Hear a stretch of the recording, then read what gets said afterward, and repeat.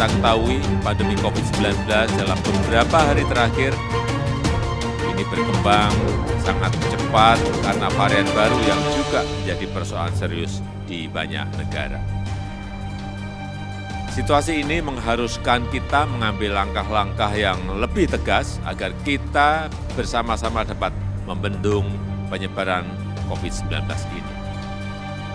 Setelah mendapatkan banyak masukan dari para menteri, para ahli kesehatan, dan juga para kepala daerah, saya memutuskan untuk memberlakukan PPKM darurat sejak tanggal 3 Juli hingga 20 Juli 2021. Saya di rumah nungguin saya buat Iya, nggak usah nunjuk-nunjuk kan, biasa aja. Kita humanis biasa aja. Sabar aja Pak, sabar. Bapak tinggal nunjukin, Bapak mau kemana, ngomong baik-baik. Kami akan menanggapi dengan baik-baik.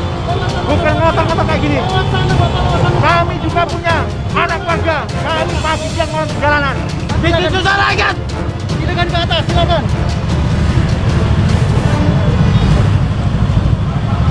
Silakan ke atas, selain nakes silakan ke atas. Kenapa Bang? Silakan ke atas. Saya mau kerja, Pak. Nyari nafkah buat anak, buat istri. Kenapa ini? Halo Tribuners, saat ini mahasiswa gabungan dari beberapa universitas di Kota Ambon tengah melakukan aksi demonstrasi di depan Gong Perdamaian dan juga Tribun Lapangan Merdeka Kota Ambon.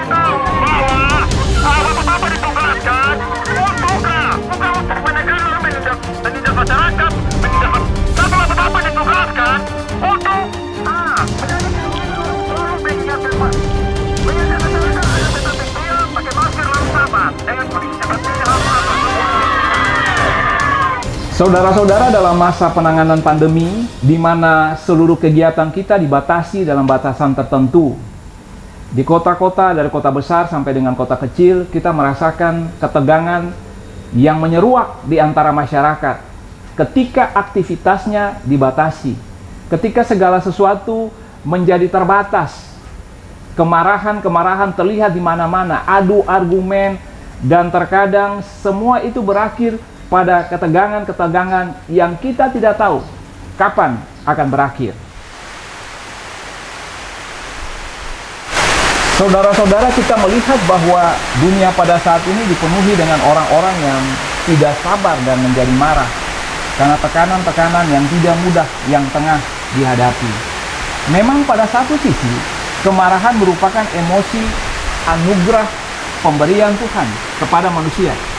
Tetapi kemarahan yang tidak terkendali, yang meluap-luap, salah sasaran, akan membawa orang tersebut, orang lain kepada kehancuran. Bukan saja pada saat ini, tetapi mungkin membawa dampak yang berkepanjangan dan menghancurkan masa depan. Bayangkanlah begini, seseorang dengan kemarahan yang menggebu-gebu ada di belakang kemudi mobil, dan dia menekan pedal gas sampai dengan 120 km per jam. Apa yang bisa Anda bayangkan? Bila orang yang dipenuhi dengan kemarahan itu ada di jalan raya, setiap orang bisa menjadi korban. Lalu bayangkanlah orang yang ada dalam kemarahan yang menggebu-gebu dengan senjata tajam atau dengan senjata api. Apa yang bisa dia lakukan kepada orang lain? Kemarahan merupakan emosi yang diberikan oleh Tuhan kepada kita. Tetapi kemarahan yang berlebihan hanya akan membawa kita, orang lain, ke dalam kehancuran dan membuat situasi menjadi semakin sulit. Di tengah-tengah tekanan yang ada, yang tengah dihadapi karena pandemi ini, kita melihat betapa pentingnya kita menguasai dan mengendalikan diri, termasuk kita mengatur diri kita untuk mengatur kemarahan. Saudara-saudara, jumpa kembali bersama dengan Kiam Listri. Kali ini kita membahas tentang bagaimana menangani emosi yang sangat kuat dalam kehidupan seseorang, kehidupan Anda dan saya, yaitu kemarahan. Kemarahan bisa menjadi sebuah hal yang menghancurkan kehidupan seseorang. Tetapi kita menyadari juga bahwa dalam kehidupan ini, hal-hal tertentu, kita tidak bisa menahan diri kita daripada kemarahan. Berarti, kita mesti melihat bahwa bagaimana Alkitab berbicara tentang kemarahan. Saya hendak mengutip Efesus pasal 4 pada ayatnya yang ke-26 dan 27. Apabila kamu menjadi marah, janganlah kamu berbuat dosa. Janganlah matahari terbenam sebelum padam amarahmu, dan janganlah beri kesempatan kepada iblis. Tadi kita telah berbicara di awal, telah dipertunjukkan bagaimana ketika tekanan-tekanan itu menekan begitu banyak orang, dan orang menjadi tidak sabar, dan kemarahan meluap-luap. Betapa kemarahan itu sangat menjadi kekuatan yang bisa membahayakan setiap orang. Kita bisa mengatakan bahwa kekuatan kemarahan menghancurkan, dan kemarahan itu merupakan dosa yang mesti dihindari. Tetapi bagaimana dengan bagian firman Tuhan yang tadi mengizinkan untuk kita marah? Tadi dikatakan bahwa janganlah matahari terbenam sebelum padam amarahmu. Berarti ada sebuah izin yang diberikan untuk kita bisa marah pada keadaan atau situasi tertentu. Bagaimana keadaan atau situasi tertentu itu? Untuk mengontrol kemarahan atau untuk menguasai kemarahan, maka kita lewat Alkitab diajak untuk melihat dan membedakan marah yang benar, yang alkitabiah, dan marah yang kemudian menjadi dosa. Kita melihat pertama-tama tentang bagaimana marah dengan alasan yang benar atau alasan yang tepat. Seperti yang terdapat dalam Yohanes pasal 2 pada ayatnya yang ke-15 sampai dengan ayatnya yang ke-16. Yohanes 2 ayat 14 sampai dengan 16. Ini bercerita tentang Yesus menyucikan bait Allah. Di sini dikatakan begini, dalam bait suci didapatinya pedagang-pedagang lembu, kambing domba dan merpati, dan penukar-penukar uang duduk di situ. Ia membuat cambuk dari tali, lalu mengusir mereka semua dari bait suci dengan semua kambing domba dan lembu mereka. Uang penukar-penukar dihamburkannya ke tanah, dan meja-meja mereka dibalikannya. Kepada pedagang-pedagang merpati ia berkata, ambil semuanya ini dari sini. Jangan kamu membuat rumah Bapakku menjadi tempat berjualan. Dari sini, saya hendak mengajak kita untuk melihat tentang bagaimana pada saat itu Tuhan menjadi marah kepada orang-orang banyak yang merupakan pedagang-pedagang di dalam bait Allah. Saudara-saudara, mesti kita pahami pertama-tama bait Allah merupakan tempat yang kudus. Tempat di mana orang Israel percaya kehadiran Allah yang mereka sembah ada di situ. Oleh sebab itu, orang Israel pada waktu-waktu tertentu akan membawa diri mereka dengan persembahan untuk beribadah kepada Tuhan. Dan persembahan yang mesti mereka berikan, korban yang mesti mereka berikan adalah hewan-hewan yang sempurna atau hewan-hewan yang baik. Yang tentunya sempurna atau baik ditentukan oleh imam yang bertugas untuk mempersembahkan korban. Nah, celakanya yang terjadi adalah imam-imam itu kemudian berkonspirasi atau menjalin sebuah relasi dagang dengan para penjual hewan dan ternak, di mana mereka meloloskan hewan-hewan ternak milik para pedagang, dan pada satu sisi mereka mengatakan bahwa hewan ternak yang hendak dikorbankan, yang dibawa oleh umat, merupakan hewan yang tidak layak dikorbankan. Alasannya kemudian adalah supaya mereka akan membeli hewan korban yang dijual oleh pedagang-pedagang tadi dengan harga yang tinggi, dan di dalamnya para imam itu mendapatkan keuntungan. Tuhan Yesus menjadi marah karena dalam keadaan di mana ibadah yang suci itu adalah sebuah hal yang sangat dihormati, menjadi sebuah tipu muslihat untuk mengeruk keuntungan dan kekayaan. Alasan kedua kenapa Tuhan Yesus marah kepada para pedagang itu. Di bait suci ada sebuah pelataran yang disebut sebagai pelataran di mana di situ orang-orang kafir boleh datang dan menyembah Allah. Jadi pelataran itu dijaga, dan pelataran itu dilindungi secara khusus untuk menjadi tempat bagi orang-orang kafir untuk menyembah Allah Israel. Allah yang esa itu, Tuhan semesta alam. Nah, oleh karena para pedagang-pedagang ini, dan oleh karena keuntungan yang diperoleh daripada hasil dagangan mereka, maka pelataran yang mestinya menjadi tempat di mana bangsa-bangsa kafir bisa datang untuk menyembah Allah Israel, pada akhirnya dipakai untuk sebagai tempat berdagang. Tentunya alasan itu menjadi sebuah alasan yang kuat bagi Yesus marah, karena dia adalah juru selamat yang datang untuk menjumpai orang-orang yang berdosa yang mesti diselamatkan, termasuk orang-orang daripada bangsa kafir yang belum mengenal Allah yang esa, yaitu Allah Israel. Saudara-saudara, kita melihat bahwa kemarahan yang benar di sini adalah kemarahan dengan alasan dan tujuan yang tepat. Dan Yesus dalam Alkitab dikatakan bahwa berulang kali Tuhan Yesus marah ketika dia berjumpa dengan orang-orang yang memanfaatkan orang lain, menindas orang yang lemah, orang-orang yang memojokkan orang-orang yang dalam kekuatan kehidupan adalah orang-orang yang bisa diperlakukan dengan sewenang-wenang. Dalam hal ini yang mau dikatakan bahwa Yesus tidak pernah marah untuk kepentingannya, karena Alkitab mengatakan ketika Tuhan Yesus dibawa untuk disalibkan, ketika dia dicemooh, ketika dia disiksa, ketika dia dicambuk, bahkan ketika sampai ke kayu salib, dia tidak pernah marah ataupun dia tidak pernah mengatakan sesuatu hal yang kasar untuk membela dirinya. Tetapi bahkan di kayu salib, dia mengatakan, "Ya Bapa, ampunilah mereka, karena mereka tidak tahu apa yang mereka perbuat." Yesus marah karena alasan-alasan yang berkaitan dengan alasan untuk kepentingan orang lain dan kepentingan Allah, bukan untuk kepentingan dirinya. Nah, berapa kali dalam kehidupan ini kita marah untuk kepentingan orang lain? Kita marah karena kita tahu bahwa untuk hal ini sebenarnya Allah tidak menghendakinya. Di titik inilah kita akan melihat bahwa marah secara benar, seperti yang Tuhan Yesus lakukan, adalah marah dengan alasan ketika orang lain dirugikan, ketika orang yang lemah ditindas, ketika Allah kemudian tidak mendapatkan tempat seperti semestinya dalam kehidupan kita sebagai orang-orang yang diciptakan oleh Allah.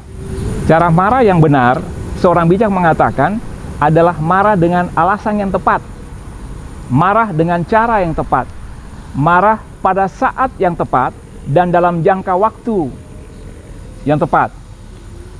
Itulah kemarahan yang benar. Bila Anda marah seperti itu, maka Anda dikatakan orang yang bisa dipuji dalam kehidupan ini.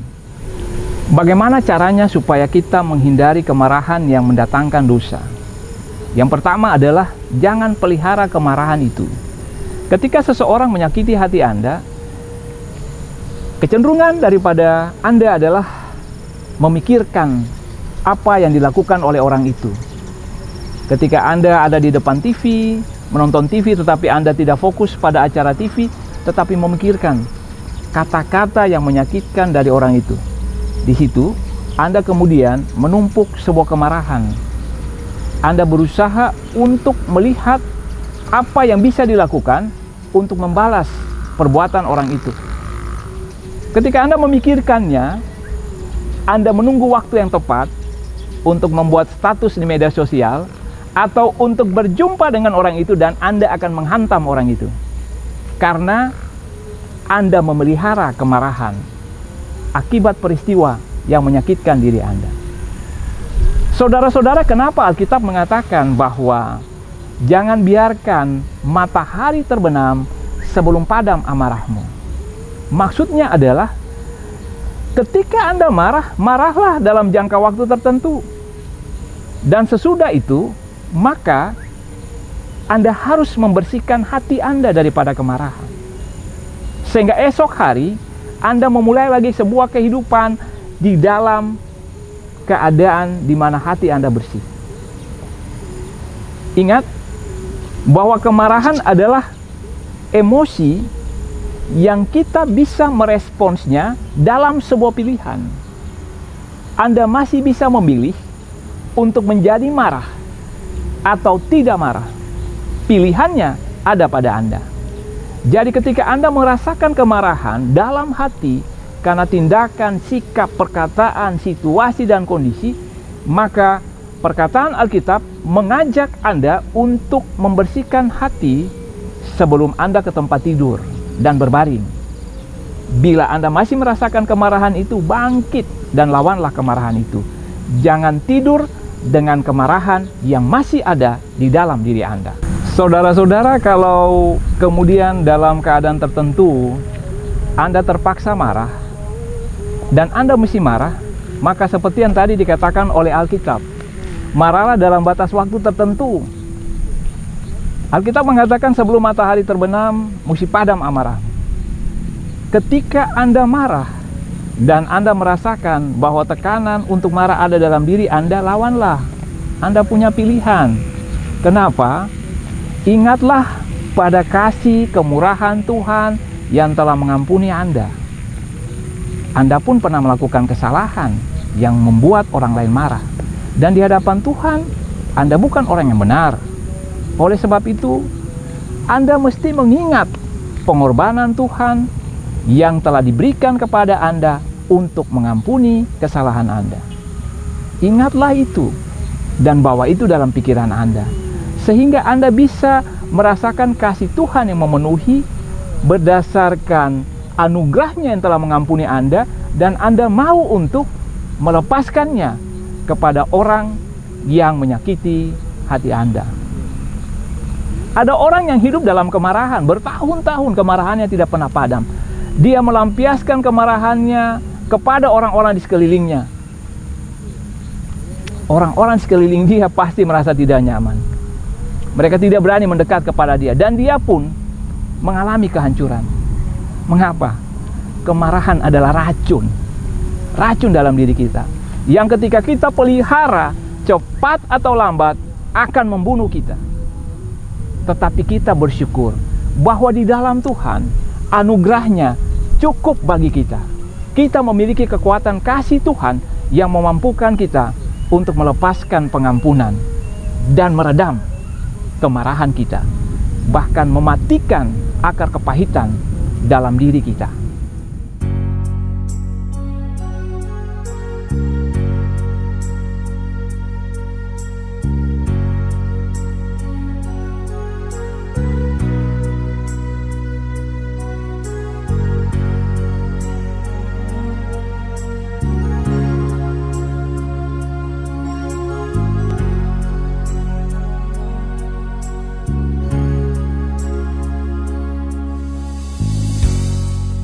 Inilah kami Tuhan yang datang kepadamu di kaki salibmu, kami berserah.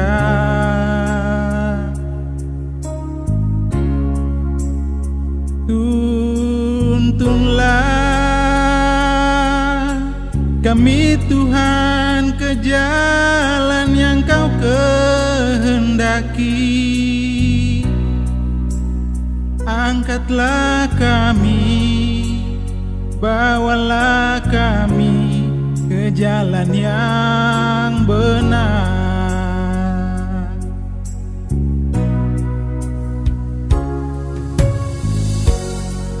Inilah kami Tuhan yang datang kepadamu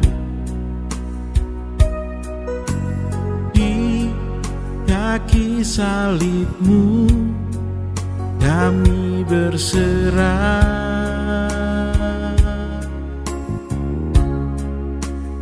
Tuntunlah kami Tuhan ke jalan yang Kau kehendaki. Angkatlah kami, bawalah kami ke jalan yang benar.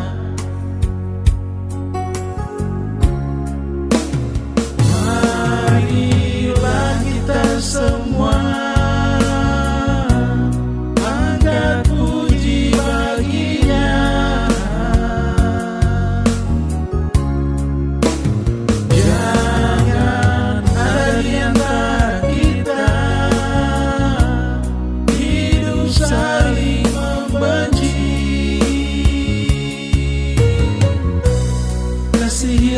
sesamamu manusia,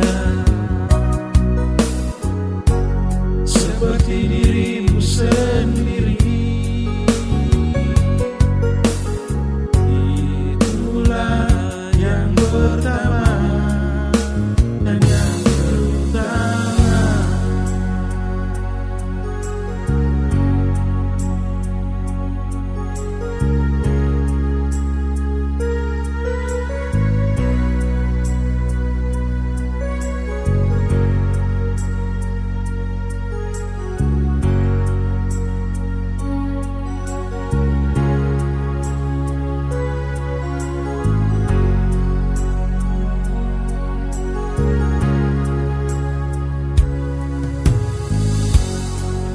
Inilah kami Tuhan, yang datang kepadamu di kaki salibmu. Kami berserah,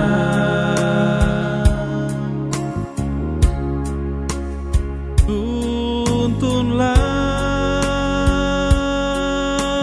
kami Tuhan ke jalan yang Kau kehendaki. Angkatlah kami, bawalah kami ke jalan yang benar.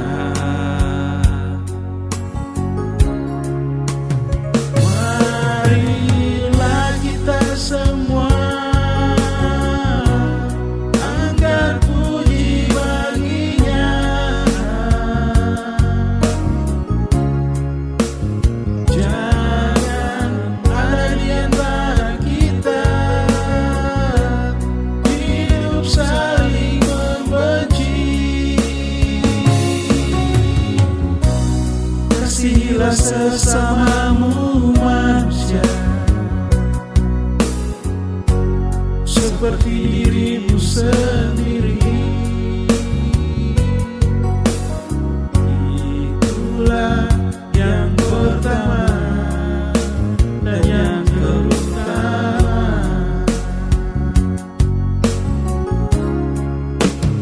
Marilah kita semua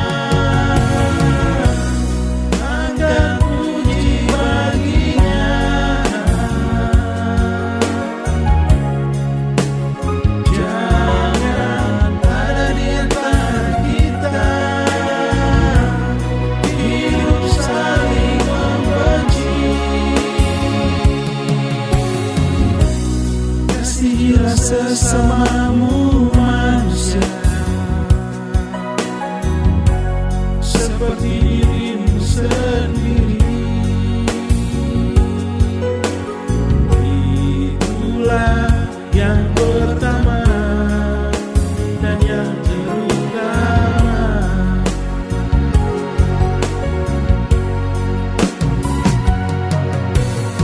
Itulah yang pertama dan yang terutama.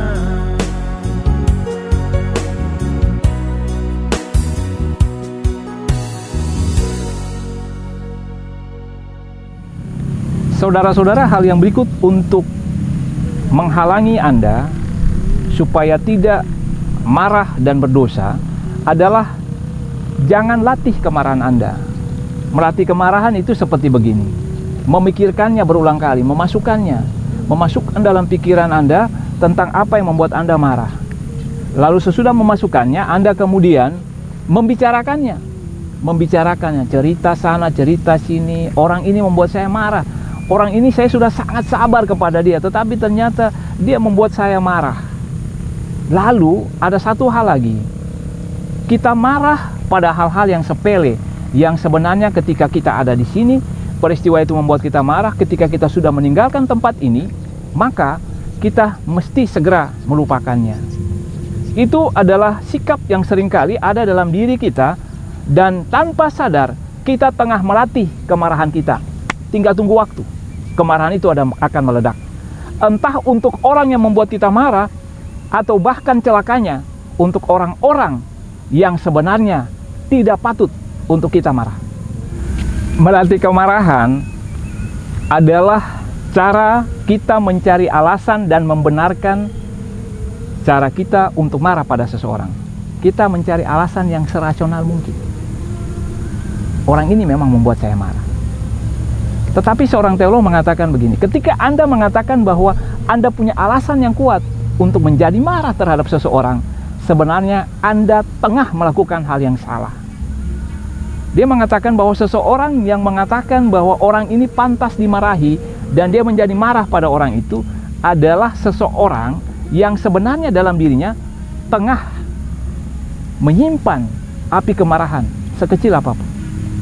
Dan bisa saja orang yang dikatakan dia pantas untuk mendapatkan marah orang itu adalah luapan daripada api kemarahan yang ada di dalam dirinya. Alasan bahwa seseorang bisa menjadi sasaran amarah Anda karena ini dan itu adalah alasan yang salah. Kenapa? Karena Anda tidak akan bisa mengubah orang itu. Yang Anda bisa lakukan adalah Anda mengubah sudut pandang daripada diri Anda terhadap orang itu. Dengan kata lain yang mau dikatakan bagi kita adalah orang lain tidak bisa membuat Anda marah bila Anda tidak memutuskan untuk marah. Yang terakhir saudara-saudara, ketika berbicara untuk menghindari diri Anda daripada marah yang mendatangkan dosa, maka membalikan keadaan merupakan hal yang penting. Setiap orang percaya terpanggil untuk melakukan kebaikan berdasarkan apa yang Tuhan ajarkan. Dan ketika seseorang membuat Anda marah, kebalikannya adalah Anda harus melakukan kebaikan pada orang itu. Ini merupakan hal yang sulit, hal yang tidak mudah untuk dilakukan. Tetapi itulah yang akan menolong Anda untuk tidak memiliki kemarahan yang meledak pada suatu saat, atau menyimpan kepahitan yang justru akan merugikan Anda. Balikanlah itu, balikanlah itu. Anda punya kemampuan untuk melakukannya, karena Anda telah menerima begitu banyak kebaikan dari Tuhan. Yang Anda harus lakukan ketika seseorang membuat Anda marah dan Anda ingin marah kepada orang itu, balikanlah dengan melakukan kebaikan, berusaha memikirkan hal-hal yang baik, dan lakukanlah. Saudara-saudara, kita mengakhiri perjumpaan bersama dengan Peniel Ministry dalam tema bagaimana mengatasi kemarahan Anda. Ingat, dalam masa pandemi ini setiap kita diuji kesabaran kita. Tetap tenang, percaya pada Tuhan, latih kesabaran Anda. Ingat bahwa Anda diberikan sukacita, kemurahan daripada Tuhan. Ingat untuk menjaga hati di dalamnya, kuasai diri Anda. Kalaupun Anda marah, Anda memiliki alasan yang tepat untuk marah. Sampai berjumpa kembali, kamu dapat, kamu bisa. Tuhan memberkati. Shalom.